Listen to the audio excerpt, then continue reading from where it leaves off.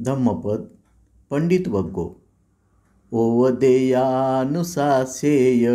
असब्बाच निवारये सतं हि सोपियो होती असतं होती अपियो। उपदेश करावा, शिकवणूक द्यावी, असभ्य वर्तनापासून निवारण करावे, असे करणारा सज्जनांना प्रिय होतो, दुर्जनांना अप्रिय होतो। अर्थकथा। एके समयी बुद्धाने आपल्या 2 प्रमुख शिष्यांना 2 बेशिस्त भिक्षूंना सल्ला देण्याची विनंती केली आणि त्यावेळी बुद्ध म्हणाले की जो व्यक्ती शिस्तीने वागण्याचा उपदेश देतो, शिस्तीने वागायला शिकवतो व अकुशल कार्यापासून दूर राहायला सांगतो, तो बेशिस्तांना अप्रिय असतो व सत्पुरुषांना प्रिय असतो।